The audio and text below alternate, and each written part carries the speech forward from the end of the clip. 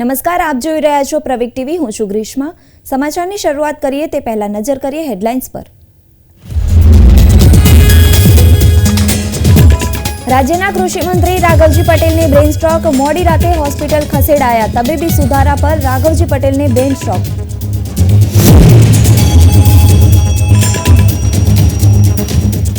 PM Modi આજે મધ્યપ્રદેશના ઝાબુઆમાં આદિવાસી સંમેલનને સંબોધશે. 7500 કરોડના પ્રોજેક્ટની રાજ્યને આપશે ગિફ્ટ.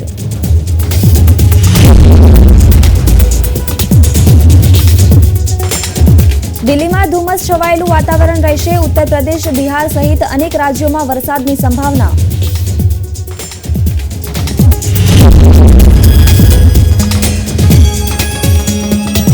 ગુજરાતમાં ઠંડીનો છેલ્લો રાઉન્ડ શરૂ. 9.3 ડિગ્રી લઘુત્તમ તાપમાન સાથે નલિયા રાજ્યનું સૌથી ઠંડુ શહેર.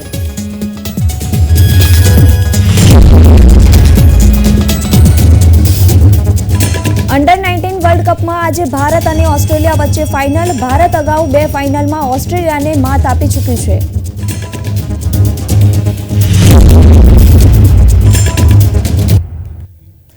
વિગતવાર સમાચાર જોઈએ ત્યારે રાજ્યના કૃષિમંત્રી રાઘવજી પટેલને બ્રેન સ્ટ્રોક આવ્યો છે, જેથી તેઓને રાજકોટની સિનર્જી હોસ્પિટલમાં સારવાર હેઠળ ખસેડવામાં આવ્યા છે. હાલ તેઓ આઈસીયુમાં સારવાર હેઠળ છે. મુખ્યમંત્રી સતત સંપર્કમાં છે. જામનગરના પસાયા બેરાજામાં ગામ ચલો અભિયાન કાર્યક્રમમાં તેઓ હાજર હતા. તે દરમિયાન રાત્રે માઇનોર બ્રેન સ્ટ્રોક આવ્યો હતો. હાલમાં ઓપરેશનની જરૂરિયાત ન હોવાનું હોસ્પિટલ વર્તુળો જણાવી રહ્યા છે.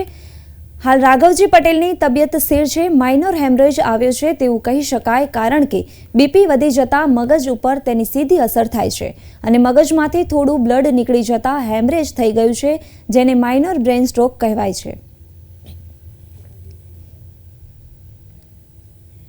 અભિનેતા મિથુન ચક્રવર્તીનું હેલ્થ બુલેટિન બહાર પાડવામાં આવ્યું છે. હેલ્થ બુલેટિનમાં કહેવામાં આવ્યું છે કે મિથુન ચક્રવર્તી સંપૂર્ણ રીતે સભાન છે અને તેમને હળવો આહાર આપવો જ આવ્યો છે.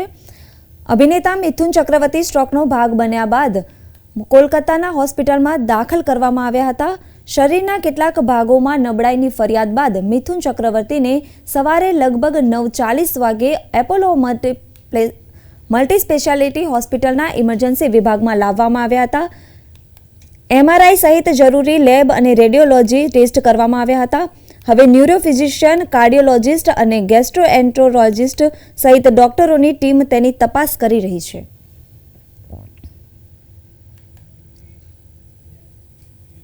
કેન્દ્રીય ગૃહપ્રધાન અમિત શાહ રવિવારે એક દિવસની મુલાકાતે મૈસૂર પહોંચ્યા. તે અહીં વિવિધ કાર્યક્રમોમાં ભાગ લેવા માટે પહોંચ્યા છે.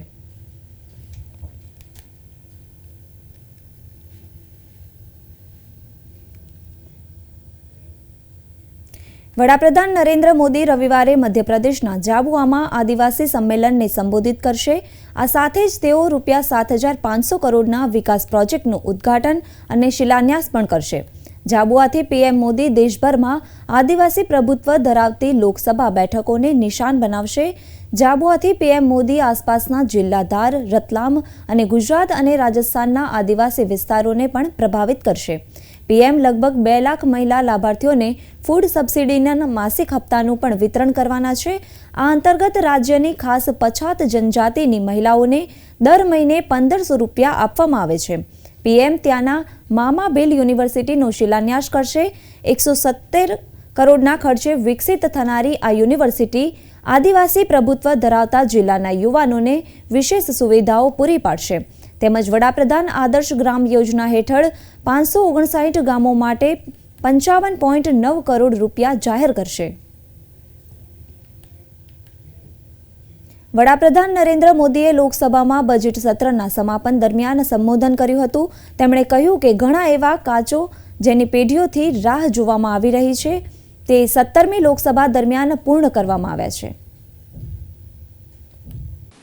इस कार्यकाल में बहुत ही रिफॉर्म्स हुए हैं और गेम चेंजर है. 21वीं सदी के भारत की मजबूत नींव उन सारी बातों में नजर आती है. एक बड़े बदलाव की तरफ तेज गति से देश आगे बढ़ा है और इसमें भी सदन के सभी साथियों ने बहुत ही उत्तम मार्गदर्शन किया है, अपनी हिस्सेदारी जताई है और देश, हम संतोष से कह सकते हैं कि हमारी अनेक पीढ़ियां जिन बातों का इंतजार करती थी, ऐसी बहुत से काम इस 17वीं लोकसभा के माध्यम से पूरे हुए। पीढ़ियों का इंतजार खत्म हुआ। વડાપ્રધાન નરેન્દ્ર મોદીએ લોકસભામાં જણાવ્યું કે દેશે છેલ્લા 5 વર્ષમાં ઘણા પરિવર્તનો જોયા છે. તેમણે કહ્યું કે દેશે છેલ્લા 5 વર્ષમાં સુધારો, પરિવર્તન અને પ્રદર્શનની યાત્રા નિહાળી છે.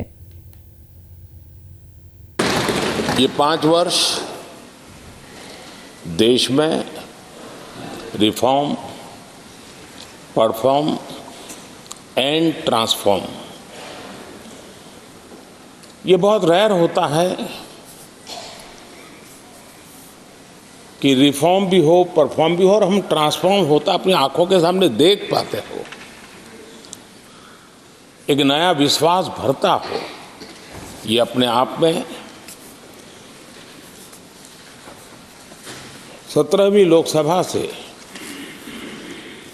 आज देश अनुभव कर रहा है और मुझे पक्का विश्वास है कि देश 17वीं लोकसभा को जरूर आशीर्वाद देता रहेगा. 13 ફેબ્રુઆરીએ ખેડૂતો દિલ્હી તરફ કૂચ કરે તે પહેલા પંજાબના અંબાલામાં સુરક્ષા કડક કરવામાં આવી છે. અંબાલા, જીંદ અને ફતેહાબાદ જિલ્લામાં પંજાબ હરિયાણાની સરહદોને સીલ કરવા માટે વિસ્તૃત વ્યવસ્થા કરવામાં આવી રહી છે. ખેડૂતોને રોકવા માટે 3 લેયર બેરિકેડ સાથે મોટી સંખ્યામાં પોલીસો જવાનો તૈનાત કરવામાં આવ્યા છે. અંબાલામાં શંભુ ટોલ પ્લાઝા અને સદ્દીપુર બોર્ડર સીલ કરી દેવામાં આવી છે. હરિયાણા પોલીસે શનિવારે પ્રવાસીઓ માટે એડવાઇઝરી જારી કરી હતી. એડવાઇઝરીમાં પોલીસે દિલ્હી કૂચને કારણે ભારે ટ્રાફિક જામ થવાની આશંકા વ્યક્ત કરી છે અને લોકોને રાજ્યના મુખ્ય માર્ગો પર જરૂર હોય ત્યારે જ મુસાફરી કરવાની વિનંતી કરી છે. जॉब रिलेटेड बंदे हैं, डेली अप डाउन करना होता है. अभी बहुत बड़ा घंटा 1.5 घंटा यहीं पे परेशान हो गए. दैट्स वाई परेशानी तो सब इंसान परेशान है. हर सबने ज़रूरी कामों के लिए जाना होता है. किसके पास इतना टाइम है? प्रॉब्लम जाम की वजह से पीछे बस वालों ने उतार दिया. क्या कहा? उन्होंने कहा जब तक जाम नहीं खुलेगा भाई तब तक तो बस यहीं पे रहेगी, पैदल जा सकते हो आप. किराया भी पूरा ले लिया उन्होंने अम्बाले तक का. अब वो ऑटो वाले हैं 50 रुपये मांग रहे हैं पर सवारी पे. हज़ारों के हिसाब से पैदल आ रहे हैं आप लोग. ये 13 तारीख को किसान आंदोलन है.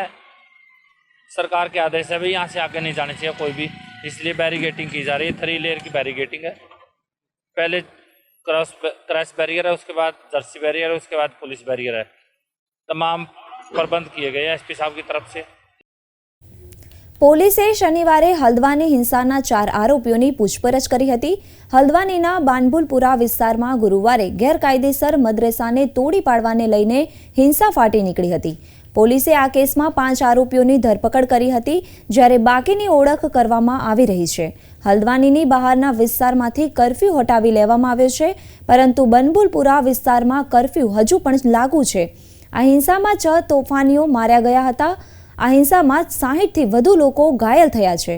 લોકોએ પાલિકાના કર્મચારીઓ અને પોલીસ પર પથ્થરમારો અને પેટ્રોલ બોમ્બ ફેંક્યા હતા.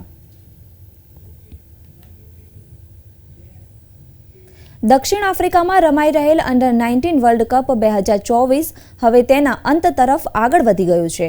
ભારત અને ઓસ્ટ્રેલિયાની ટીમ ટાઇટલ મેચમાં એકબીજાનો સામનો કરવા જઈ રહી છે. આ મેચ આજે ભારતીય સમય મુજબ બપોરે 1:30 વાગે વિલોમૂર પાર્ક, બેનોની ખાતે યોજાશે. બંને ટીમોએ છેલ્લી 4 મેચમાં જીતનો સિલસિલો જાળવી રાખીને ફાઇનલમાં પ્રવેશી છે. આ કારણે આ બંને ક્રિકેટ દિગ્ગજો વચ્ચેનો અંતિમ મુકાબલો રોમાંચક હશે.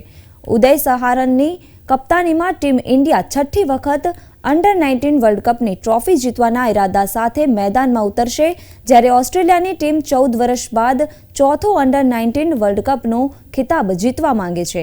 ટીમ ઇન્ડિયાએ સેમીફાઇનલમાં દક્ષિણ આફ્રિકાને હરાવીને ફાઇનલમાં જગ્યા બનાવી, તો ઓસ્ટ્રેલિયાએ પાકિસ્તાનને હરાવીને ફાઇનલમાં જગ્યા બનાવી છે. આ ટુર્નામેન્ટમાં ટીમ ઇન્ડિયા અત્યાર સુધી વિજયી રહી છે. ઉદય સહારન, સચિન દાસ અને મુશીર ખાન જેવા ભારતીય ખેલાડીઓ પોતાના બેટથી શાનદાર પ્રદર્શન કરી રહ્યા છે.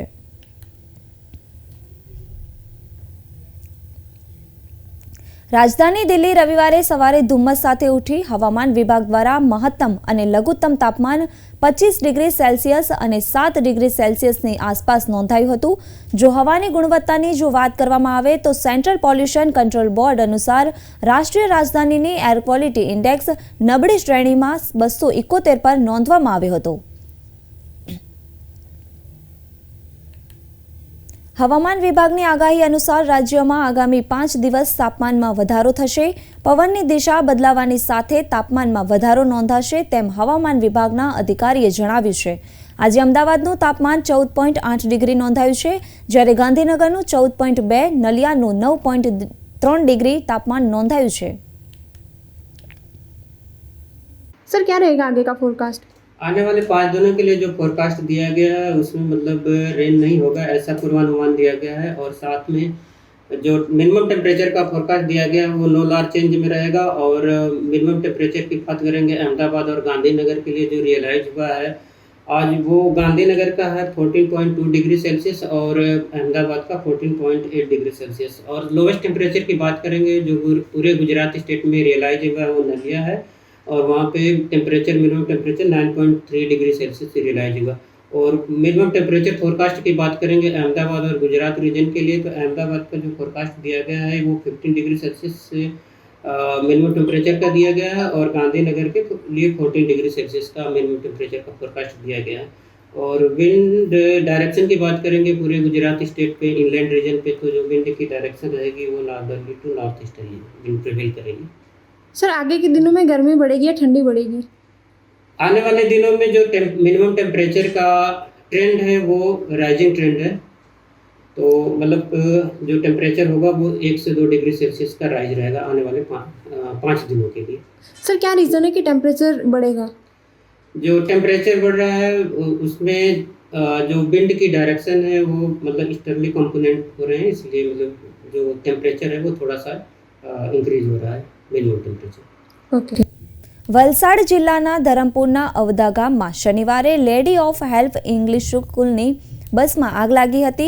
ધરમપુરના વિલ્સન ખાતે 30 બાળકો સાથે 3થી વધુ શિક્ષકો પિકનિક માટે આવ્યા હતા। બસ નાસ્તો કરવા માટે અવધ પાસે ઊભી હતી ત્યારે અચાનક બસમાંથી ધુમાડો નીકળવા लाग्यो અને આખી બસમાં આગ લાગી ગઈ।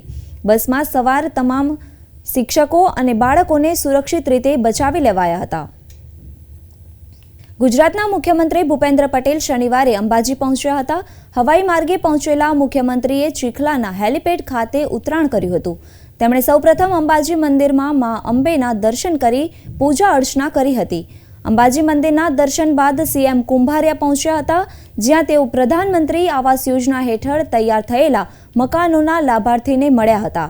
મુખ્યમંત્રીએ નવા બનેલા પીએમ આવાસ યોજનાના મકાન રિબિન ખોલી કલર્સ પૂજા સાથે ગૃહ પ્રવેશ કરાવ્યો હતો। ત્યારબાદ અંબાજી મંદિર દ્વારા ઓનલાઈન પ્રસાદ વ્યવસ્થાની શરૂઆત કરાવી હતી। મંદિર ટ્રસ્ટ દ્વારા ઓનલાઈન પ્રસાદ વિતરણ વ્યવસ્થા અંગે માર્ગદર્શન મેળવી સલાહ સૂચન કર્યું હતું। પ્રધાનમંત્રી આવાસ યોજના હેઠળ રાજ્યભરમાં નિર્માણ કરાયેલા 1 લાખથી વધુ પીએમ આવાસો તેમજ લાભાર્થીઓ દ્વારા નિર્મિત બીએલસી આવાસોનું વડાપ્રધાન નરેન્દ્ર મોદીની વર્ચ્યુઅલ ઉપસ્થિતિમાં ઈ લોકાર્પણ કરવામાં આવ્યું હતું, જેના ભાગરૂપે તમામ વિધાનસભાઓ અંતર્ગત સુરત શહેરની 10 વિધાનસભાઓમાં આવાસોના ઈ લોકાર્પણ અને ઈ ગૃહ પ્રવેશ કાર્યક્રમ યોજાયો હતો। આ કાર્યક્રમમાં વડાપ્રધાન નરેન્દ્ર મોદીએ વર્ચ્યુઅલ રીતે લાભાર્થીઓ સાથે વાત પણ કરી હતી। સુરતમાં ઈ લોકાર્પણ કાર્યક્રમ અંતર્ગત પાલનપુર કેનાલ રોડ ખાતે સુમન લિપિ ખાતે મેયર અને સુરત મનપા કમિશનરની ઉપસ્થિતિમાં કાર્યક્રમ યોજાયો હતો, જેમાં ભાજપ સ્થાનિક કોર્પોરેટરો પણ ઉપસ્થિત રહ્યા હતા। આ કાર્યક્રમમાં મોટી સંખ્યામાં લાભાર્થીઓ પરિવાર સાથે કાર્યક્રમમાં જોડાયા હતા। અને આજે જે નરેન્દ્ર મોદીના આવાસમાં અમારું જે આવાસ લાગ્યું છે એમને બહુ સારું ફીલ થાય છે અને બહુ ખુશ પણ છીએ અમે કે અમને નરેન્દ્ર મોદી સાહેબે જે આટલા ઓછા રેન્જમાં અમને જે વ્યવસ્થા આપી છે એ અમે બહુ જ ખુશ છે અને અમને આજે અમને ઘર મળી રહ્યું છે એના માટે આવ્યા છે ને ઘર અમને સારું છે। મોદી સરની ખૂબ ખૂબ આભાર કે અમને આજે એમને ઘર આપ્યું છે ને સારા એરિયામાં ને સારી સુખ સુવિધામાં ઘર અમને આજે મળી રહ્યું છે ને સારા એરિયો સારી બધી ફેસિલિટી છે આની અંદર કે અમને પાણીની વ્યવસ્થા ઘર રહેવા સારી વ્યવસ્થા લિફ્ટની વ્યવસ્થા છોકરા માટે રમવાની વ્યવસ્થા આજુબાજુમાં સ્કૂલ છે શાક માર્કેટ નજીક છે એટલે અમને બધી ફેસિલિટી સારી છે અહીંયા સારી સુખ સુવિધામાં અમને ઘર આજે સમગ્ર ગુજરાત રાજ્યમાં 182 વિધાનસભા વાઇઝ માનનીય વડાપ્રધાનશ્રીની વર્ચ્યુઅલ ઉપસ્થિતિમાં અને માનનીય મુખ્યમંત્રીશ્રીની ઉપસ્થિતિમાં ગ્રામીણ વિસ્તારોમાં અને શહેરી વિસ્તારોમાં પ્રધાનમંત્રી આવાસ યોજનાના લોકાર્પણ અને ખાતમુહૂર્તનું કાર્યક્રમ યોજવામાં આવ્યું હતું. આ કાર્યક્રમ અંતર્ગત સુરત શહેરમાં પણ સુરત મહાનગરપાલિકા ક્ષેત્રમાં બધી જ વિધાનસભા વાઇઝ આજે આ કાર્યક્રમ યોજવામાં આવ્યું હતું અને પ્રધાનમંત્રી આવાસ યોજનાના લોકાર્પણનું પણ કાર્યક્રમ આ સાથે યોજવામાં આવ્યું હતું. એમાં જે લાભાર્થી છે એમને ચાવી વિતરણનું પણ કાર્યક્રમ. ખેડા જિલ્લા ખાતે વડાપ્રધાન નરેન્દ્ર મોદીએ વર્ચ્યુઅલ માધ્યમથી સંબોધન કર્યું હતું. વડાપ્રધાન મોદીએ વિતાવેલા કાર્યકાળ તેમજ વર્તમાન કાર્યકાળમાં પ્રજાહિતના કામોની વાત કરી હતી. ઠાસરા તાલુકા તેમજ ગળતેશ્વર તાલુકાના ધારાસભ્યએ ઠાસરા શ્રીરામ પાર્ટી પ્લોટમાં આયોજન કર્યું હતું. આ કાર્યક્રમમાં ભાજપ કાર્યકરો તેમજ નેતાઓએ વિશેષ હાજરી આપી હતી. પીએમના પ્રોગ્રામને સાંભળવા હજારોની સંખ્યામાં લોકોએ હાજરી આપી હતી. આજના માન્ય મોદી સાહેબના વર્ચ્યુઅલ માધ્યમ દ્વારા વિકસિત ભારત વિકસિત ગુજરાતના સંકલ્પ સાથે અમે ઠાસરા વિધાનસભાની અંદર આવાસોના તમામ લાભાર્થીઓને અહીંયા બોલાવીને અને જે હાલની અંદર જે નવા આવાસો મંજૂર થયા તેમને કી આપીને ખાતમુહૂર્તના પ્રોગ્રામના લોકાર્પણ પ્રોગ્રામમાં ઠાસરા વિધાનસભામાં તમામ જે યોજનાઓ ચાલી રહી છે તમામ લાભાર્થીઓ હાજર હતા. ખરેખર આજનો પ્રોગ્રામ ઠાસરા વિધાનસભા માટે ખૂબ સારો પ્રોગ્રામ થયો છે. એના માટે અને જે આવાસોને અને બીજી જે યોજનાઓનો લાભ મળ્યો છે એના માટે હું નરેન્દ્ર મોદી સાહેબનો આભાર માનું છું. સાથે સાથે ઠાસરા વિધાનસભાની અંદર જે વિકાસના કામો થઈ રહ્યા છે એના માટે પણ હું ગુજરાતના સીએમ અને તેમજ હમણાં પીએમ મોદી. શનિવારે ગુજરાતના બનાસકાંઠા જિલ્લાના ડીસામાં વડાપ્રધાન મોદીએ આવાસ યોજનાનું લોકાર્પણ કર્યું. શનિવારના રોજ લાખો લાભાર્થીઓ સાથે વર્ચ્યુઅલી સંબોધન કરીને પીએમ મોદીએ આવાસ સોંપ્યા હતા. શનિવારે બનાસકાંઠા જિલ્લાના ડીસામાં રાજ્યકક્ષાનો પ્રધાનમંત્રી આવાસ યોજનાના આવાસો લોકાર્પણ અને ખાતમુહૂર્ત કાર્યક્રમ યોજાયો હતો. આ કાર્યક્રમમાં રાજ્યના મુખ્યમંત્રી ભૂપેન્દ્ર પટેલ હાજર રહ્યા હતા અને વડાપ્રધાન નરેન્દ્ર વર્ચ્યુઅલી લાભાર્થીઓને સંબોધન કર્યું હતું. પીએમ આવાસ યોજનાના લાભાર્થી આશાબેન ભરથરી સાથે પીએમ મોદીએ વર્ચ્યુઅલ વાતચીત કરી હતી. પીએમ મોદીએ કહ્યું કે આજે લાખો લોકોને પાણી વીજળી અને ગેસની સુવિધા મળી છે. ઝૂંપડામાંથી પાકા મકાનમાં રહેવા આવ્યા છે. બનાસકાંઠાના લાભાર્થીઓને પીએમએ જય અંબે કહીને સંબોધન કર્યું હતું. મોદી સાહેબ સાથે વાત થઈ છે અમને ખૂબ ખૂબ આભાર થઈએ અમે મોદી સાહેબને ખૂબ ખૂબ આભાર છે. અમને ખૂબ ખૂબ આનંદ થયું છે સાહેબ. એવા પણ અમારા જેવા ગરીબ લોકો હોય એમને છે આગે ઘર એમને પણ ઘર મળી જશે. જેવું રામને ઘર મળ્યું છે એવી રીતે અમને પણ ઘર મળ્યું છે. મોદી સાહેબને અમે દિલથી માનીએ છીએ. ખૂબ ખૂબ આભાર છે. માતાજી અમને શક્તિ આપે ને મોદી સાહેબને ખૂબ ખૂબ આભાર છે कि हमने किसी अच्छे कर्मों का आज हमें फल मिला है. श्री शक्ति सेवा केंद्र के माध्यम से जो ये 200 आवास गरीबों के लिए हमने तैयार किए, आज उनका लोकार्पण है. और हमारे लिए सबसे बड़ी खुशी की बात है कि हमारे आदरणीय प्रधानमंत्री जो हर एक गरीब तक पहुंचने का हर मिनट प्रयत्न कर रहे हैं, आज उन्होंने इन लाभार्थियों के साथ में बात की और ये घर आज उन्हें लोकार्पण करने जा रहे हैं. और मुझे लगता है कि अंबाजी क्षेत्र में भिक्षा नहीं शिक्षा का भी एक बहुत बड़ा अभियान जो हम लेके चल रहे हैं श्री शक्ति सेवा केंद्र के माध्यम से. यहाँ एक भी बच्चा शिक्षित नहीं रहेगा आने वाले समय में. और तो हम बड़ा प्रधान के लिए इतना ही कह सकते हैं कि न भूतो न भविष्यते, ऐसे व्यक्तित्व को हम नमन करते. तो हाल बुलेटिन में बस आटલું જ. મને રજા આપશો. નમસ્કાર.